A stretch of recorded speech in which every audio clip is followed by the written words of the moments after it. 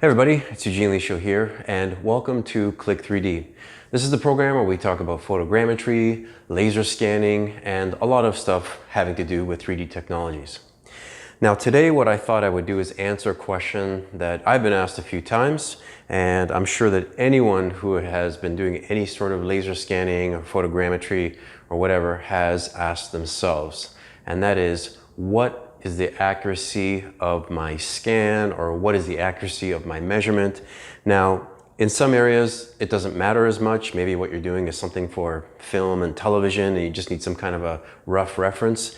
But when we're dealing in forensics, knowing what kind of accuracy you have is really important.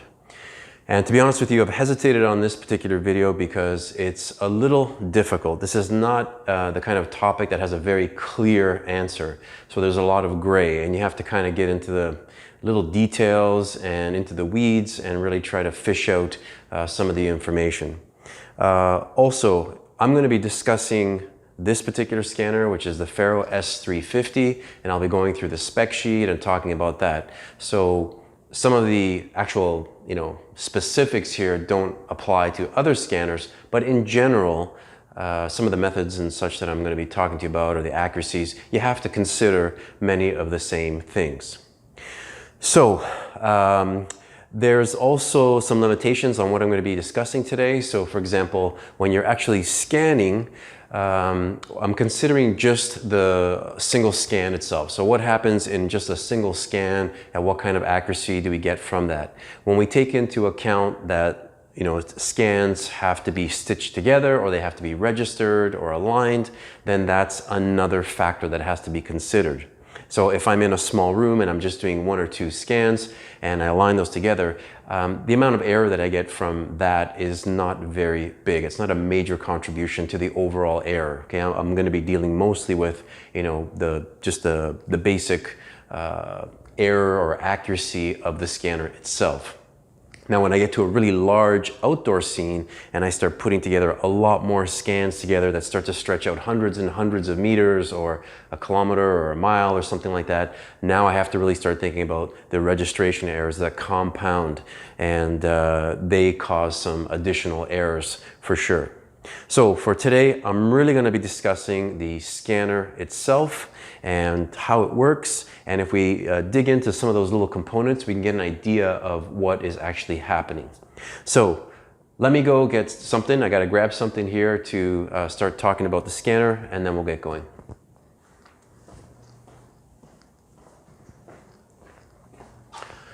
Okay, so let's start getting into it. I think what I'm going to do first is talk about the scanner itself, basic operation, and what kinds of things sort of internal to this thing contribute to error. Now, afterwards, what I'm going to do is I'm going to bring up the spec sheet for the scanner, and we're going to go through and really look at some of the specific details and try to understand what they actually mean, sort of in the big picture. And again, I'm not going to be talking about registration or some other things, and this is going to be fairly focused in on just the scanner and the basics here of what contributes to error. So let's get started. So this is the Faro S350 Plus scanner. It has a range of 350 meters, and there's a lot of stuff or information you can find on this thing online, and I'm not going to talk about how great it is and everything else. I think it's a good scanner. It's been doing really, really well for me, but I want to talk about how it works. And so if anyone is familiar with a total station, then you'll probably get a good idea of how this thing works. Now, first off, there's actually a little window in here, and so there's like a little circular window, and inside that window is a laser module, and it's really just like a laser pointer, something like you would normally see like something like this. So this is just like a little disto that you point at a wall, and you just take measurements, and you can read off of it. So it has a little laser that comes out of this thing, and it determines the distance. So this is doing basically the same thing, except that, okay, they're doing something to the laser that's a little bit different. Let me shut this off. So as the laser goes out, there's actually a mirror here, and this mirror is cut at 45 degrees. So you have the laser hitting this mirror, and the laser beam itself gets redirected at 45 degrees. Gets redirected at 90 degrees. The mirror is at 45 degrees, the beam gets redirected at 90 degrees. And so this mirror will also spin. So in effect, what happens is even though the laser is stationary, the mirror is spinning. And so what you have is a mirror that's kind of just spinning this beam around. And so it comes out of one side, it goes around, and it all rotates around like this, okay? So already I've introduced a couple of things there that we have to consider when it comes to air. So the first thing is going to be the distance determination. Okay, so distance determination, how accurate is it in determining how far something is from the surface? So that's one thing we need to talk about. The next thing is that the mirror is rotating. So somehow we need to figure out the position of the laser, okay, relative to the mirror or relative to some rotational axis. So that's going to be important. Now, for anyone who's seen the laser scanner work, you know that it also rotates horizontally. So now what's happening is we have a beam, the laser, it's rotating about the mirror like this, but it's also turning horizontally. So this spins like this, and then it starts turning around. I'll exaggerate this a bit, but basically it's doing this, and I don't want to kill my plant, and then it does that. It just kind of spins around. So the beam is moving this way, and it's moving horizontally from basically 0 to 360. It captures. Now it does scan from both sides because it goes from one side, the mirror turns around, and then it hits the other side, comes down, and it can't see underneath itself, so there's a blind spot there. So the question here is, there's a few things which are added together. So we have the distance determination, we have this sort of vertical swing or this vertical rotation, and then we have the horizontal rotation. So those three things, when put together, are basically a very simple polar coordinate system. If you have some sort of home position, which in this case is the center of the mirror, you also have a distance, and it's like a vector, so it's pointing in some direction, and then you have some kind of angle. So you can tell it that, you know, it's maybe 20 degrees up, and maybe it's 30 degrees, you know, clockwise or something like this. And so that's how you determine where a point is in space.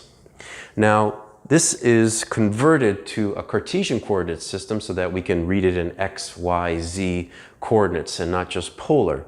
But total stations and other instruments like this will operate on the same way. There's basically different axes here. So, based on that, we can refer to the spec sheet and then talk about how this performs. So let's go talk about the spec sheet. I'm going to bring it up on the computer, and then we'll start getting into what each of these things mean.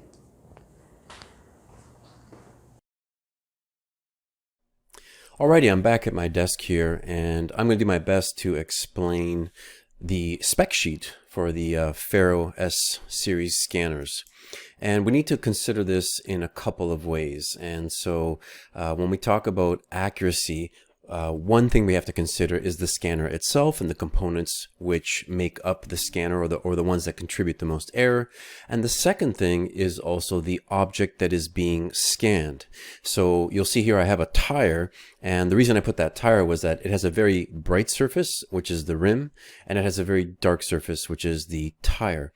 And so the way that an object absorbs will make a difference, and I'll probably demonstrate that a little later. But what we're going to do first is talk about the scanner itself. So let me move on from there. And I talked about the components about the scanner, and so one is obviously the laser, or determining the distance itself. So that's the laser module, and you know how well it can determine a point, you know, at 20, 30, 40, 50 meters away, whatever that might be. The other components here have to do with the encoders that are inside of the mirror, and also at the base here that rotates horizontally. So if you have some error, or if you can't read the angle accurately, well, that's obviously going to throw off what it is that you're trying to measure, or at least the 3D position in space will be thrown off. So these are the things that we need to consider and that we need to look at. So let's flip over to the spec sheet and let's see how we can interpret those numbers.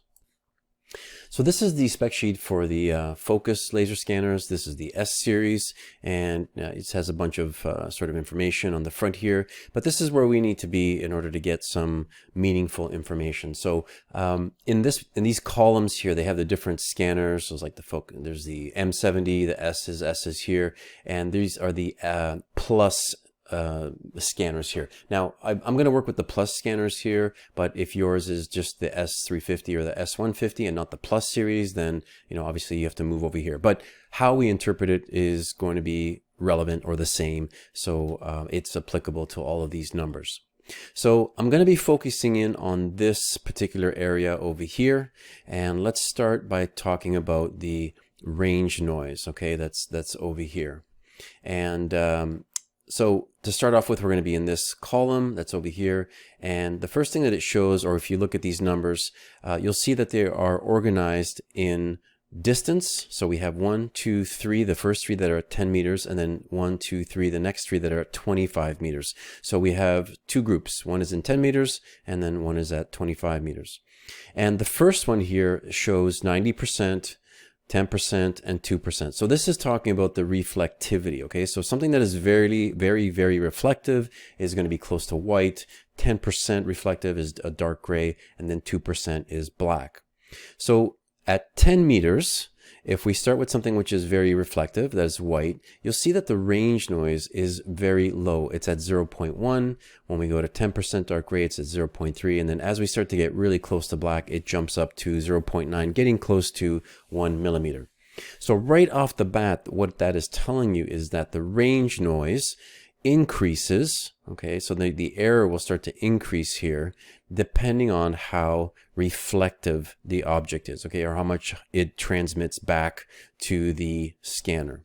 And so you see very low is not so great, or at least it gets worse. 0.9 millimeters is actually pretty good, but it gets worse as it gets darker. And the same goes with the 25 meter distance. So 25, 25, 25, we have 90%, 10%, 2%. So the same type of targets that were measured here, or same type of surface, and you have 0.2, 0.5, 1.6. So it's not quite, but almost double what we're seeing here. So when you almost double the distance, 25 meters from 10, a little bit more than double, then you get almost twice the range noise. So we have to read the fine print here, and here it says there's a little superscript here, number 2. So we have to go have a look and see what that means, and we have to scroll down to this area here. Here it says ranging noise is defined as a standard deviation of values about the best fit plane for measurement speed of 120,000 points per second. So it's defined as a standard deviation of values about the best fit plane for measurement. Okay, what does that mean now? Well, let's bring up another slide here. And so here, if you can imagine the scanner is going to be measuring from this wall here, and we get a series of points along the wall.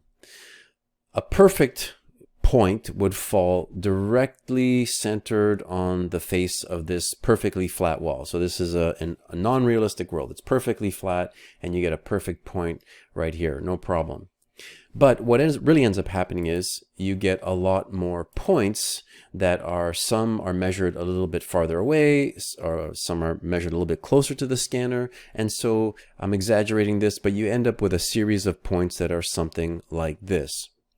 So what the ranging noise is, if you were to look at the error for each one of these points, so basically starting from here and then looking at how far it was to the wall, and then take the distance from this point and how far it was to the wall, and then this point, how far it was. Basically look at all the errors of these points and then perform a standard deviation calculation. It would be something like the average error of all of these points. So it's not the maximum error, it's not the minimum error, it's the average error. And the average error ends up being one standard deviation. So what that means, if you were to look at this on a graph, would be something like this. So the center line here, imagine that this is the surface of the wall right over there. Okay, so if it's perfectly on here, or the average of the points is right here, then that's where it would fall, right here. But one standard deviation should be about 34.1% of the points if they are normally distributed. Let's just assume they are for now. Keep it this simple. And then if we go 2 standard deviation or 3 standard deviation, basically we start encompassing more and more points. So plus or minus 1 standard deviation, you'd have about 68% of the points. Plus or minus 2 standard deviation, you'd have about 95% of the points. Plus or minus 3 standard deviations, you'd have about 99.7% of the points. So if we go back and we look at those numbers again, the way that we need to interpret this is at 10 meters, 90% reflectance, let's say, 0.1 is the range noise. So that would be like 1 standard deviation. So basically at 0.3, you would expect plus or minus 0.3 millimeters, all of the points on that particular surface would fall into that range.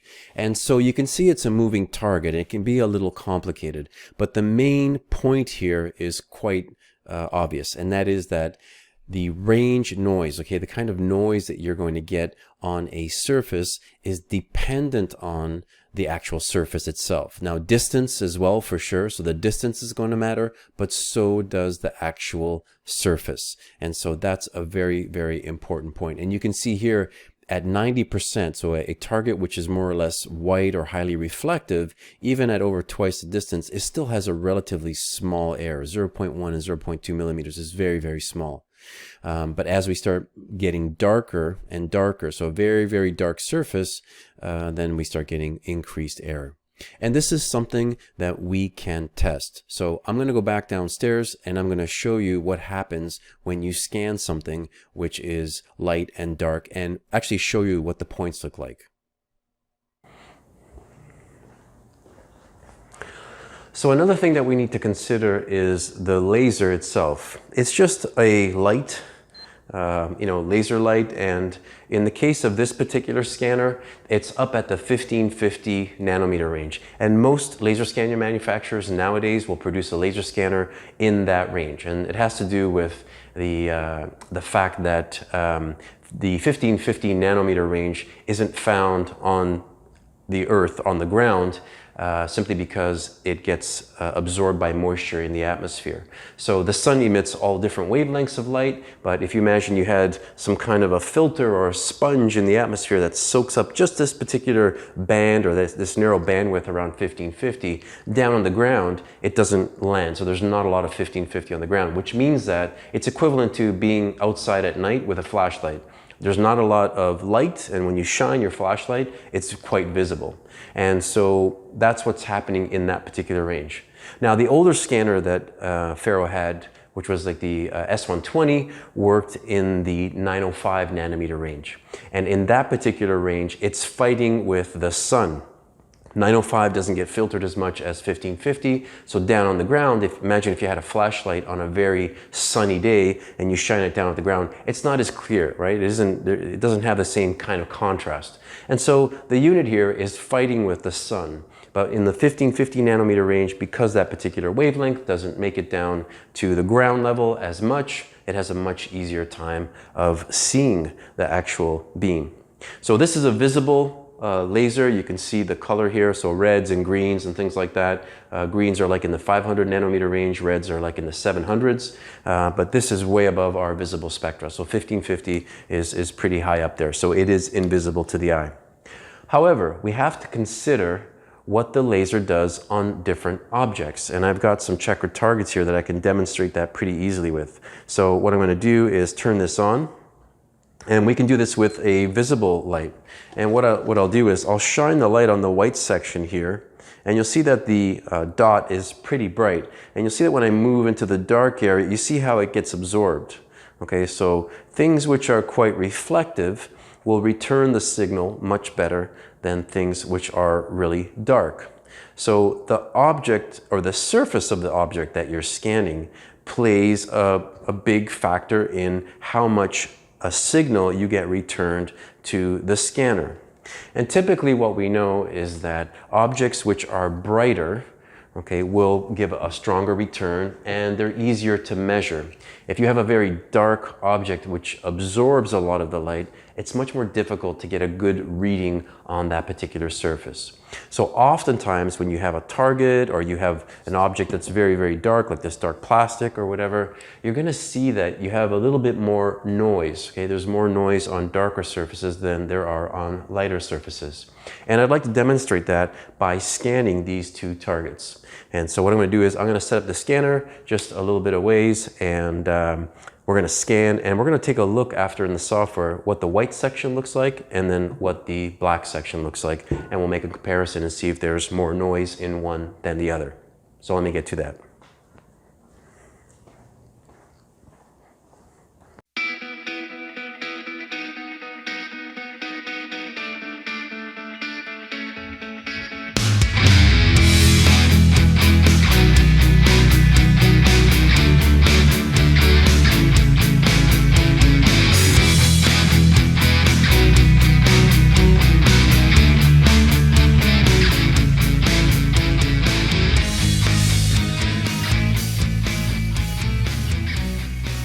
Okay, well, that just finished scanning. So what we're going to do is we're just going to have a look at that particular scan. There was no color or anything like that. I just want to look at the data itself and see if we can determine if there's any differences in this white and dark sections of these checkered targets. So let's go have a look at that on the computer. Okay, so I am in Ferrocene, and I've already processed the scan here just to save you the trouble here. And this is the scan that of the room that I'm looking at in 3D. But let's go ahead and look at this in a planar view. And so this is where, if I zoom out, you'll see everything here. And I've got the checkerboards here. I've been doing some experiments in the office, as you can tell. And these are the two checkerboards. So this is what I really want to focus in on.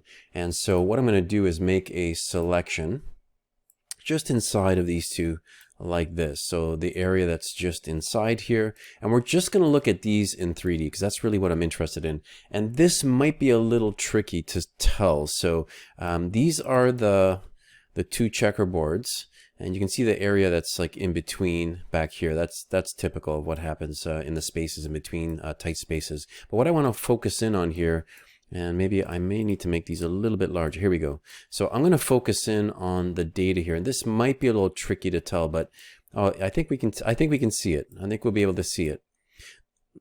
So this on the white section, if you look at the organization of the points, you'll see that they're fairly well organized, and I think I might have to tilt this a little bit as well. And that's how we might see some of the elevation changes. Yeah, we can. So if I zoom in here and you look at these white dots, okay, nice and reflective, they go back to the scanner. And then you look at the dark ones here, you'll notice right away that, you know, there's some of these that look like they're off a bit or they aren't as clean. And there you go. If I look at it from the side, look at the variation, the way that these points come off of the surface, and then look at the ones which are white, right? These are much, much, much cleaner. So this is a perfect example of what range noise is. And so if we look at it here like that, I'm going to come in. All right, there you go. Look at the white ones here. Okay, these nice reflective points. And again, we're looking at the intensity. I didn't capture any color, so this is the reflectance or the amount of signal that comes back to the scanner. And then you look at the dark ones and you see how wavy they are. So that is a perfect example of what range noise is and what the effect of having a dark surface versus a nice bright or reflective surface has on the scanner data. Okay, let's talk about the ranging error over here. And you'll see here right across all the S series, it's plus or minus 1 millimeter. Now, what does ranging error mean? Well, again, you always got to read the fine print here. So we're going to go down and read what number 3 is. And here it says ranging error is defined as a systematic measurement error around 10 meters and 25 meters. Okay, so that means that no matter what, okay, whatever you're measuring, you can expect to have plus or minus 1 millimeter of error at 10 meters and 25 meters. And the way that I understand that this is done is through a target, some kind of a target. And it could be, and there are different types of targets. The two most common are spherical targets and like checkered style targets. So in checking the accuracy or how well it can determine the center or a discrete point on that particular target, the ranging error is given as plus or minus 1. So the range noise and ranging error are two different things, and they are related, but they're also two different things, and you have to kind of keep them in mind, right? So range noise is, if you can imagine, is on a plane. Like if you were to measure a big flat sheet, what the deviation of the points would be around a best fit plane. But that best fit plane may be off of the wall a little bit, maybe a little bit in front or a little bit behind. It may not fall. In a perfect world, it would fall directly on the surface of the object, but you can expect it to be, plus or minus 1, I'm assuming maximum here, off of that particular surface. And that's kind of how we interpret the ranging error here. And next is the angular accuracy. So if you look at number 4, it says angular accuracy, and it says 19 arc seconds for vertical and horizontal angles. Now, for that, we need to talk about encoders. So an angular encoder is something that will read off an angle or a distance. There are linear encoders. There's different types of encoders. But a very common one is a glass scale encoder. And basically the way that these are configured, if you imagine that the mirror is rotating or the base of the scanner is rotating, and you have some kind of a circular scale, you can figure out where it is in a relation to like a home point, or so for example here there are two different types of encoders. One is incremental, and this is an absolute encoder. So for example, if I were to be at this position here where I have this line, and you sort of cut it and you read it almost like a skew number or like a bar number, and you'd have like white, white, dark, white, white, white, dark, white. So that's a special combination. And if I move over just a little bit, now I've got white, white, dark. You see, I got a different combination here. And so the idea here is that wherever I move on this encoder, I'm going to have a unique position, and I'll be able to tell where I am within 0 and 359 degrees or so. And so that's really helpful. And depending on how expensive this part is, that should give me a better indication or less error. So in the case of, for example, total stations, when you buy a total station, the encoder is really what you're paying for, or they often specify how many arc seconds of error you have in the encoder. So this here is an important part of the overall accuracy of a 3D point. So encoders are really what's going to be reading the angle, and depending on how accurate they are, that's what will contribute to the error of the 3D point position. So if we want to talk about the contribution of error from this 19 arc seconds and what it means to a 3D point, you can kind of interpret it this way. 19 arc seconds, okay, turns out to be about 0.0053 degrees. It's very, very small. And if you consider 25 meters, so let's say you start on the left side here, and this is like where your mirror is, and you go out 25 meters, and then all of a sudden you have 0.0053 degrees of error. So I've obviously exaggerated this a lot because it's well under a degree. It's a very, very small amount. Well, what you have to figure out is you can just use like a Pythagoras calculation or a little bit of trigonometry, and you can figure out what this distance is right here, this x that I put on the long side here. If it's off a little bit, then the distance might be a little bit off.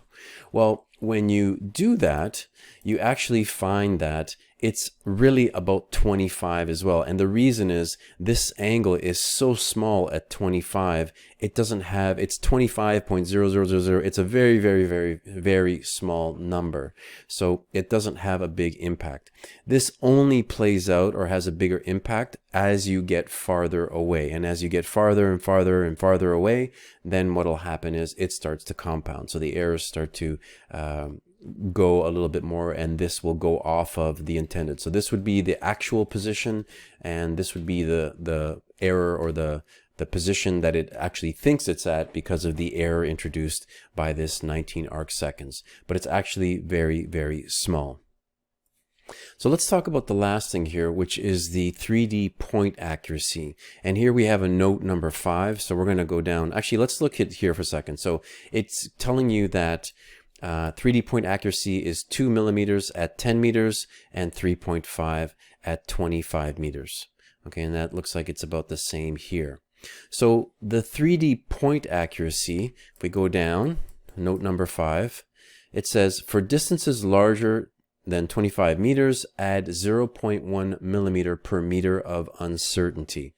Okay, so now we have a relationship with the distance, and so what we have here is 2 millimeters at 10 meters, 3.5 millimeters at 25 meters. So clearly the distance matters, right? The distance absolutely matters. And when we talk about 3D point accuracy, we're talking about really everything coming together. So we're talking about the ranging error, and we're talking about the angular accuracy. So how far can it determine the point, or how well can it determine the distance to the point, and then how well can it lock in the angles, the vertical and horizontal angles. So in effect, what you end up with is a type of ellipsoid shape.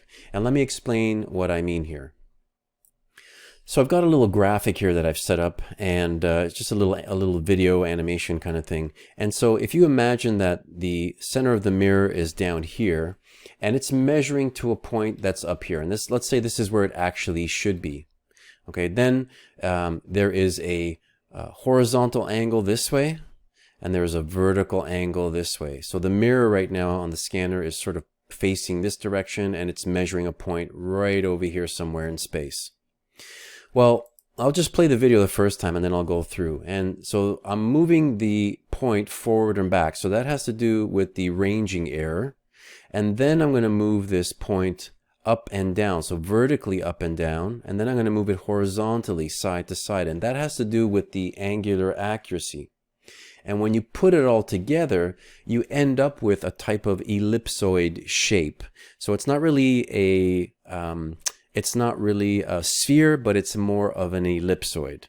And so that encompasses all of the different errors. And let me repeat that one more time, just to make it clear. So in terms of the distance, if it thinks the point is farther away or closer, you see the point goes farther away and back like this. And then as we move forward, what about if there's an error going up and down? So that's the vertical, that would be the mirror on the scanner. And then what about if there's an error horizontally? Okay, so like side to side. Well, when you add all of those together, you end up with this kind of ellipsoid shape in 3D space, kind of like an egg. And that egg changes shape. And so the farther away that you get, okay, your ranging error becomes a problem. So how close it is to the scanner and how far it is from the scanner will depend a lot on distance. So when it measures a point, you have to start increasing or adding to your error. So if you think about it, and when you put it into practice and somebody asks, I'm scanning something at 100 meters away and I'd like to know what the accuracy is. Well, the answer is that it depends, right? It depends on the distance. It depends on what it is that you're actually scanning. Is it a bright white surface that's highly reflective and it'll return a good signal to the scanner? Or is it something that's very, very dark that's going to cause you some problems?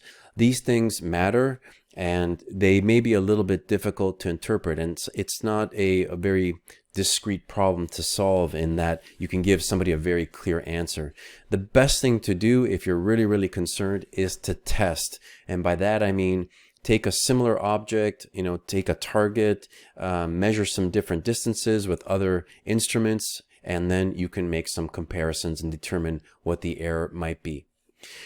But this is pretty much all of the different errors as they come together, and looking at the ranging noise, looking at the ranging error, looking at the angular accuracy, and then bringing it all together in the 3D point accuracy. And so a number of different things there to consider whenever you're scanning. Well, folks, that does it for this episode of Click 3D. Thanks very much, and I look forward to seeing you next time. Bye-bye.